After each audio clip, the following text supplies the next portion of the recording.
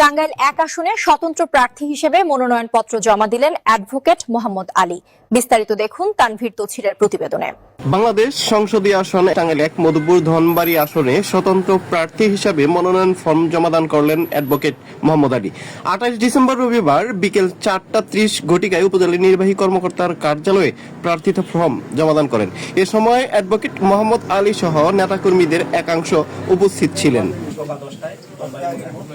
Returning officer ডিসিশনের কার্যালয়ে আমি চিঠিটা আপনাদের দিয়ে দিচ্ছি, কে কে থাকতে পারবে।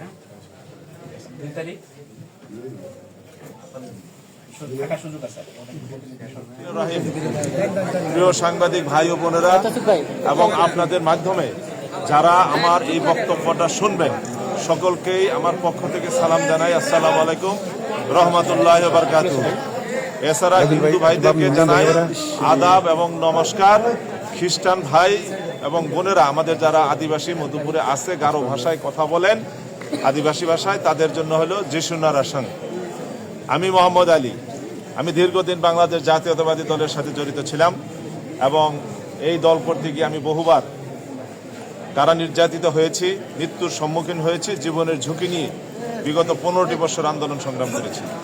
আমার বিশ্বাস ছিল যে দল আমার ত্যাগের মূল্যায়ন করে আমাকে মনোনয়ন দিবেন।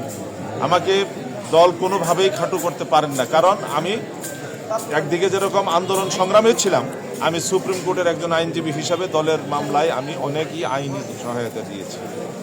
এছাড়া আমি মধুপুরের সন্তপর জাতীয় সংসদ নির্বাচনে আপনাদের সন্তান, লালমাটির সন্তান, মধুপুর ধনবাড়ির সন্তান মোহাম্মদ আলীকে আপনারা ভোট দিয়ে জয়যুক্ত করবেন। ভাই, একটা বিষয় হচ্ছে যে যদি বিএনপি থেকে এরকম বিদ্রোহী বা হচ্ছে সমস্ত না দায়িত্ব সেই ক্ষেত্রে কি থাকবেন কিনা? না, আমি তো বলেছি যে মধুপুর এবং ধনবাড়ির জনগণ আমাকে যেভাবে সমর্থন করেছেন সেই সমর্থনের প্রতি শ্রদ্ধা জানিয়ে আমি আজকে মনোনয়নপত্র দাখিল করেছি, প্রত্যাহার করার জন্য নয়।